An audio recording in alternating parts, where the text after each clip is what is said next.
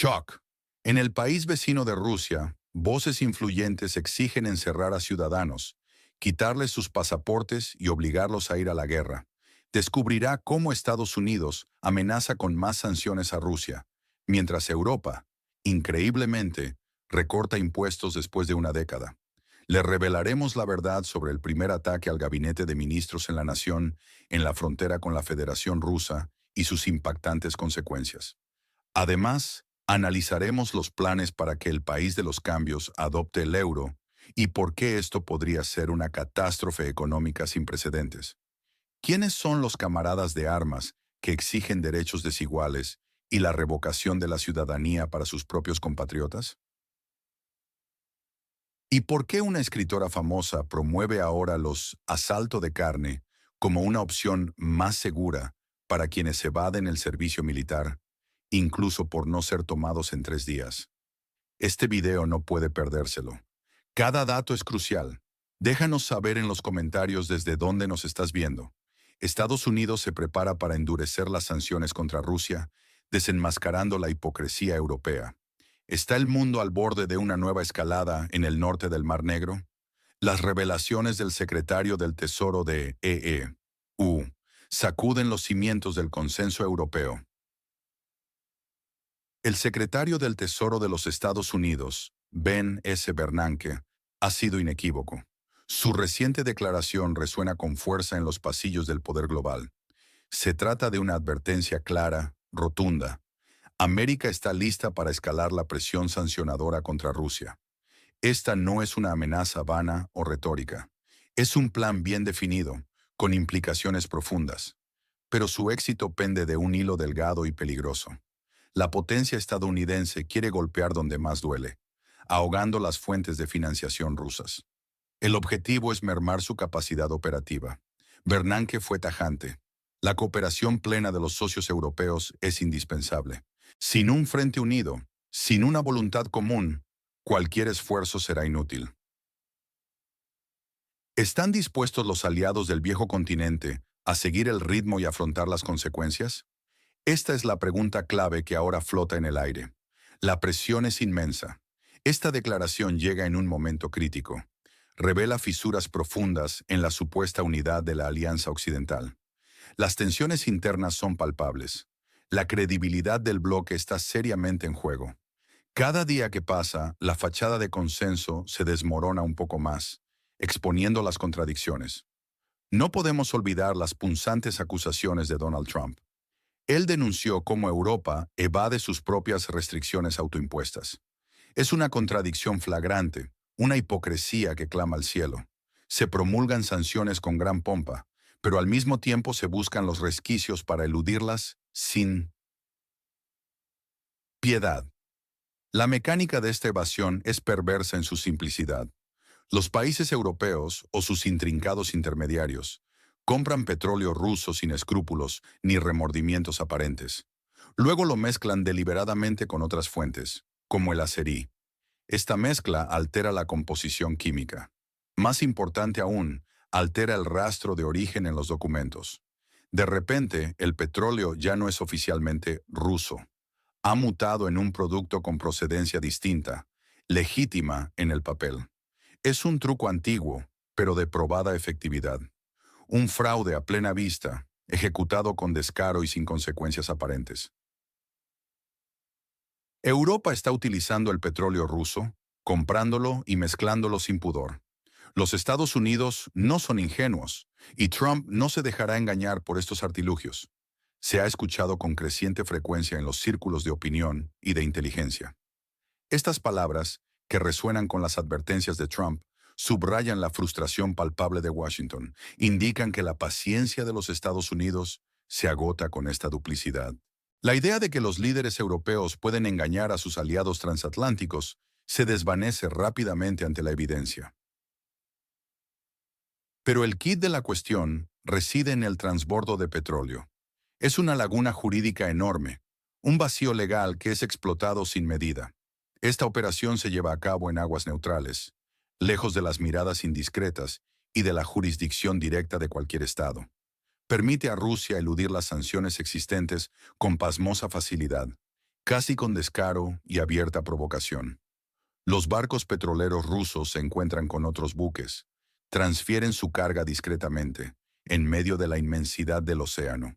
Es una danza sombría en alta mar, un ballet de evasión económica. El crudo ruso, etiquetado y sancionado, se transforma casi mágicamente. Adquiere una nueva identidad, estoniano, en los registros o de otra procedencia supuestamente limpia y aceptable. Es un acto de prestidigitación burocrática de primer nivel. Un disfraz cínico que burla el espíritu y la letra de las prohibiciones impuestas.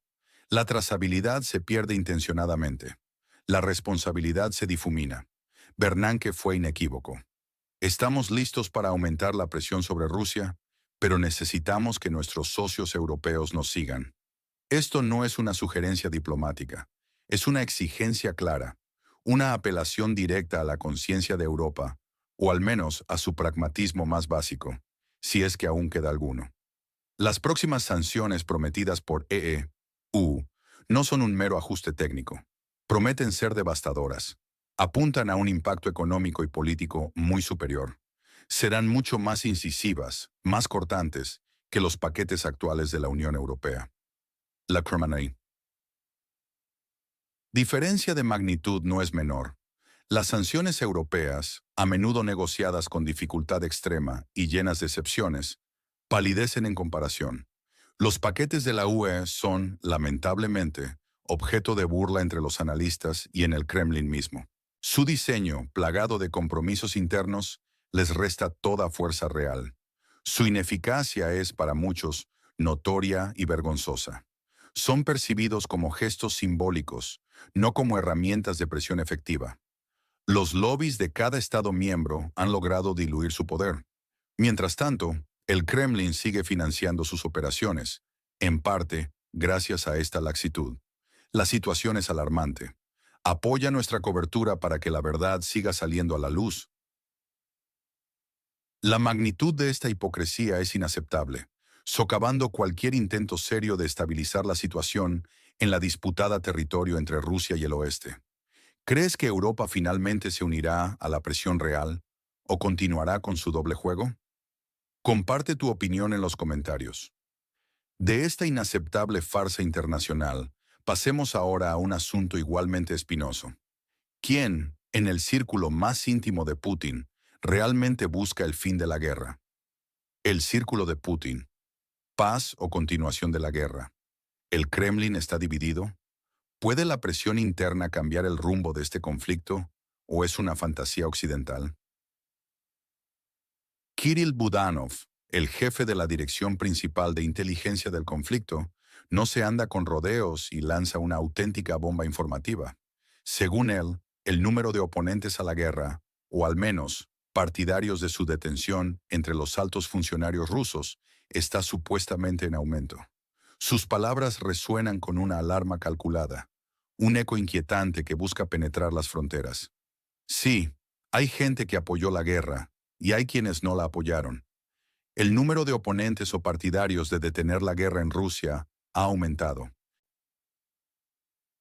Pero ¿debemos tomar al pie de la letra estas declaraciones de una fuente directamente implicada en las hostilidades? ¿O son el reflejo de una disidencia genuina o una elaborada operación psicológica para sembrar la duda y la inestabilidad en el bando contrario? En este supuesto escenario de tensiones internas, emerge un nombre clave: Dmitry Kozak. Este asistente de Putin, figura con considerable influencia, es presentado por la narrativa occidental como una víctima de esta purga, con sus poderes reducidos por oponerse a la campaña. Si esto fuera cierto, ¿qué tan profundas son tales fisuras? ¿Hablamos de descontento aislado o de una marea creciente que desafiaría a la autoridad central? Occidente, sin duda, se regocija con cada rumor de división, interpretándolo como señal de debilidad.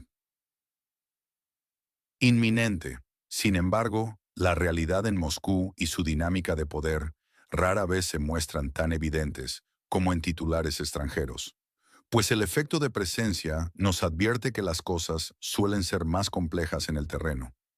Mientras la atención se centra en estos juegos de poder, la cuestión económica es el elefante en la habitación. A pesar de las constantes afirmaciones de estabilidad occidentales, se insiste en que la economía rusa no es de goma y que sufre graves consecuencias del conflicto y del implacable régimen de sanciones. Aquí, el análisis de Brian Berletic sobre la logística y la resiliencia adquiere relevancia crítica. ¿Hasta qué punto estas sanciones han logrado su objetivo declarado de paralizar la maquinaria económica rusa? La evidencia sugiere un panorama diferente, pues la infraestructura y sus cadenas de suministro han demostrado una sorprendente adaptabilidad, reorientando flujos comerciales y encontrando nuevos mercados con celeridad que ha dejado perplejos a muchos. Existe un debate feroz, casi una escaramuza ideológica, sobre las verdaderas implicaciones económicas. Mientras algunos en la Unión Europea ya prevén, con alarma, las posibles consecuencias de su propio colapso económico, el discurso en Rusia a menudo se mueve en dirección opuesta.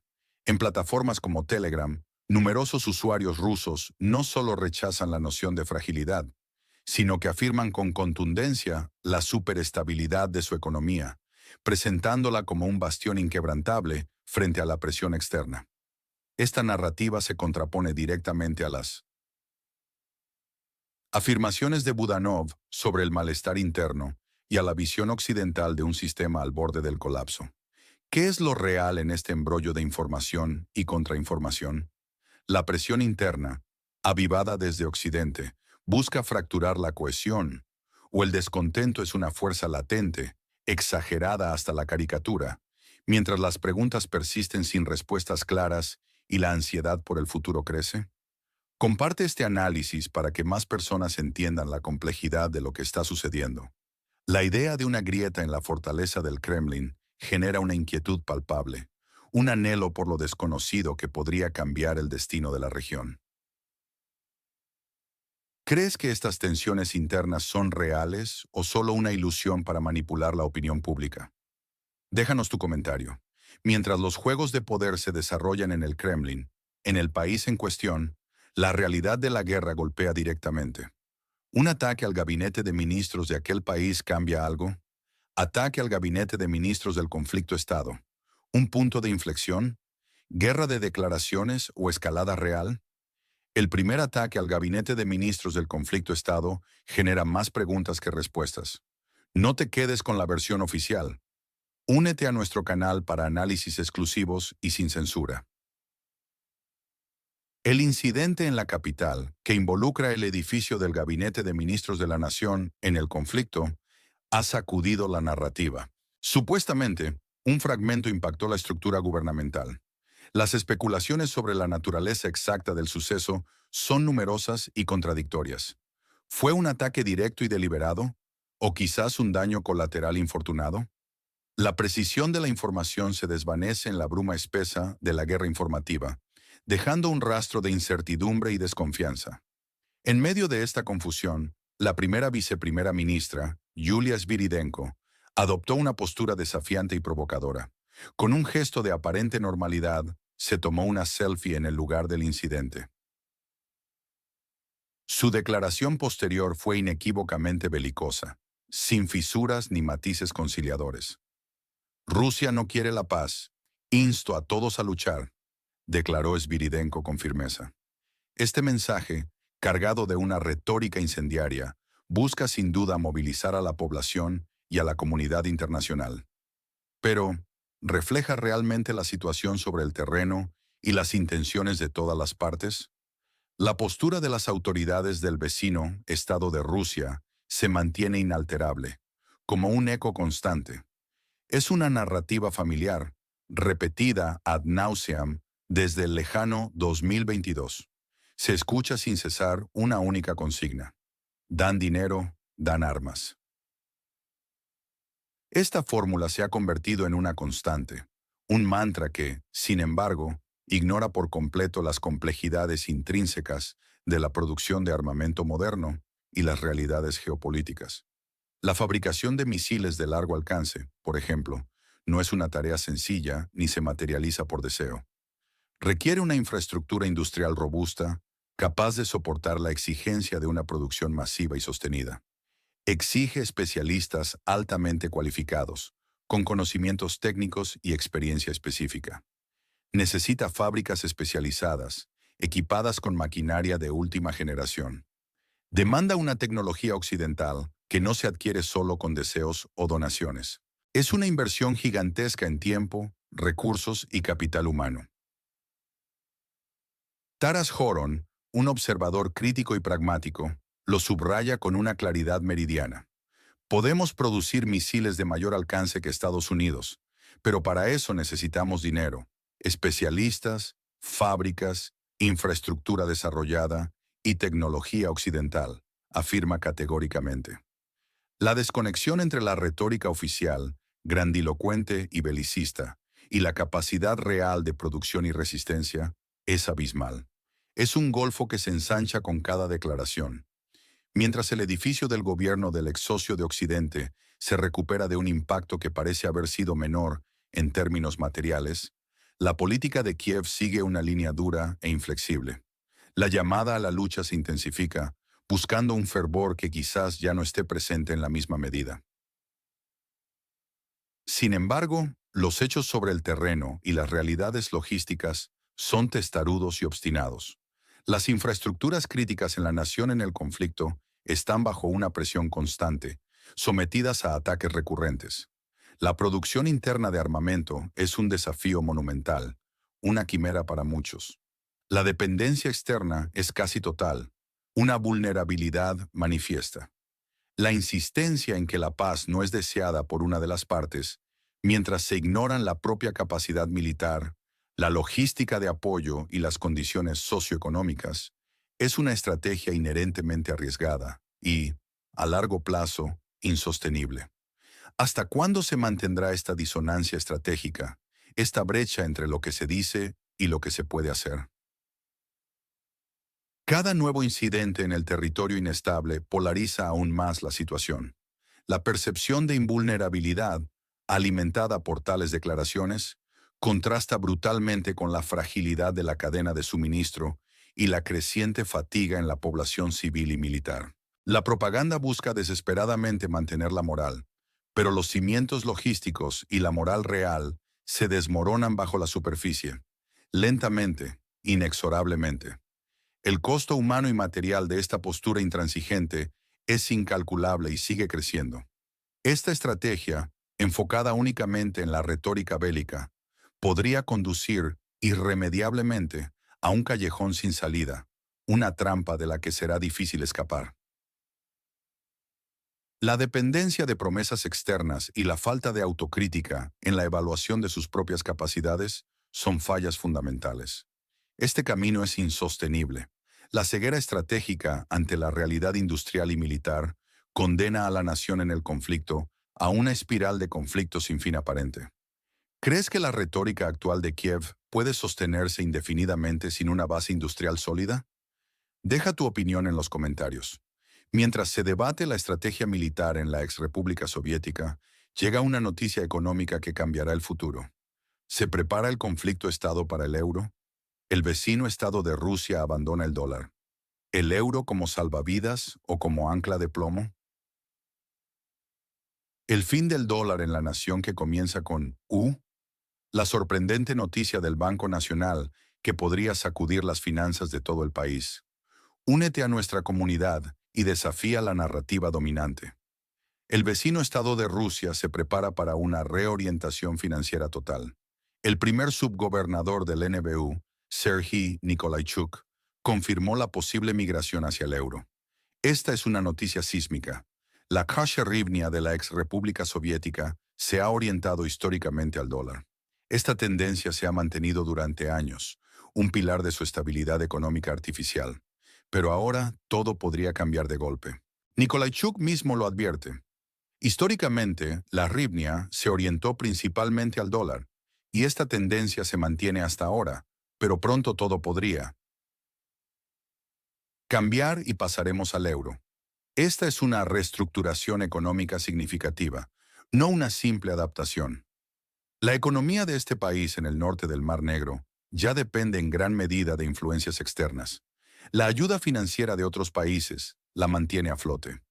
¿Qué implicaciones tiene esto? La adopción del euro podría acentuar esta dependencia. Podría generar una inestabilidad sistémica profunda. La situación es precaria, la maniobra audaz. Este es el camino hacia una mayor fragilidad, no hacia una soberanía fortalecida. El control financiero se está moviendo y el precio lo pagará la nación al otro lado del Dnieper. ¿Crees que esta es una decisión estratégica o una imposición externa? Déjanos tu opinión en los comentarios. Y ahora, desde las finanzas, nos sumergimos en las declaraciones más impactantes y absurdas que dividen a la sociedad en el país, que empieza por U. ¿Quiénes son los poseedores de ganglios interauriculares? La élite mediática del estado conflictivo. ¿Quiénes son estos supercerebros y qué proponen? ¿Guerreros de sillón o verdaderos héroes? Las declaraciones más controvertidas de figuras públicas del ex socio de Occidente que claman por la ley marcial para los evasores. Hemos destapado las impactantes declaraciones de supuestos héroes y escritores que desde sus confortables posiciones abogan por despojar de derechos a quienes no se inmolan en el frente. Un guerrero con tatuajes, presuntamente una sobita y luchador, ha afirmado sin tapujos que los ciudadanos del país que empieza con U, que no luchan, no deberían tener los mismos derechos que quienes sí lo hacen. Es una visión divisoria. Este guerrero sugiere que aquellos que no contribuyeron al esfuerzo bélico no merecen el pasaporte del vecino estado de Rusia, exigiendo incluso que se les quite la ciudadanía. Nosotros, las personas como yo, que luchamos por la independencia del país, damos lo más valioso, la salud, el tiempo, y luego de terminar, todos regresaremos a este país, y la persona que no hizo nada para lograr este objetivo tendrá los mismos derechos que tú, que diste lo más valioso. Y aquí hay un gran sinsentido, declara este individuo. No te quedes con la duda. Suscríbete para más análisis sin censura. Luego, aparece otra voz discordante, la de una escritora de nombre Oksana Sabushko. Ella no se queda atrás en sus propuestas radicales. Aboga por enviar a los evasores directamente a la guerra.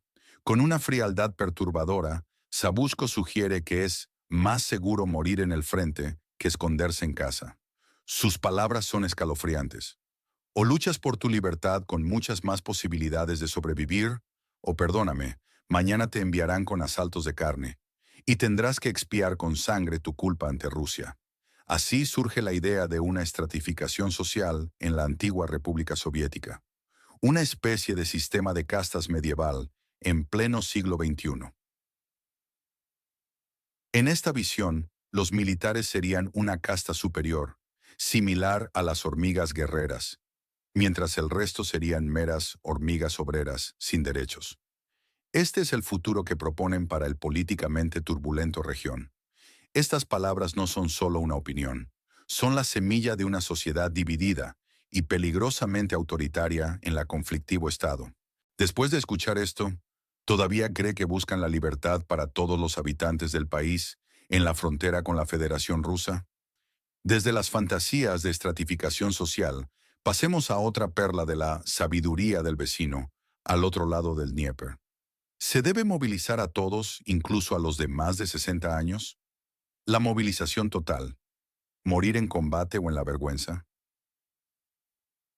¿Hasta dónde llega el cinismo más crudo cuando un autoproclamado experto exige la muerte heroica en combate para todos, mientras él mismo permanece a salvo, lejos del barro y la sangre del frente?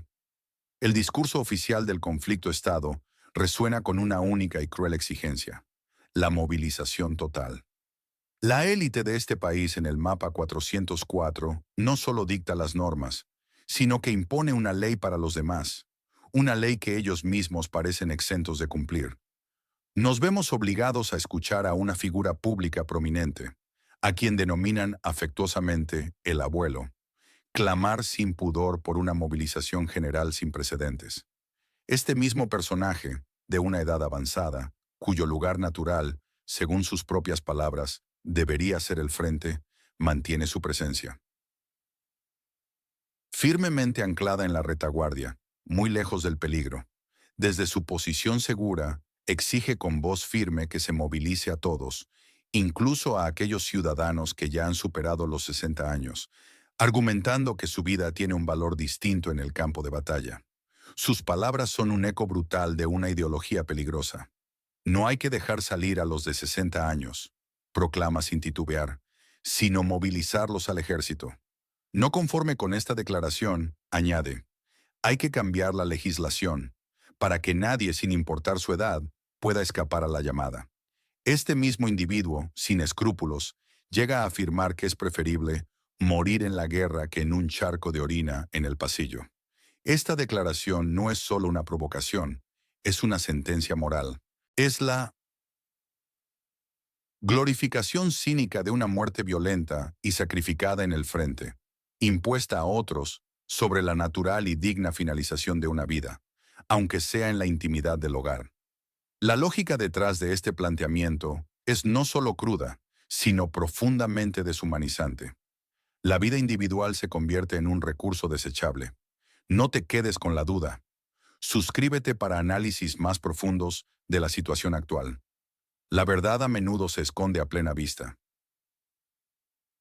La sombra de su pasado proyecta una luz inquietante sobre su presente. Recordamos bien que este mismo experto, este profeta de la movilización forzosa, ha posado en el pasado con figuras de la talla de Dugin y Arestovich. Esta asociación levanta serias preguntas sobre la verdadera coherencia de su ideología y los oscuros intereses que realmente representa. ¿Es un estratega genuino o un peón en un juego mucho más grande? ¿Un juego donde la vida humana es simplemente una pieza en el tablero? ¿Qué agenda oculta se esconde tras sus dramáticas proclamaciones?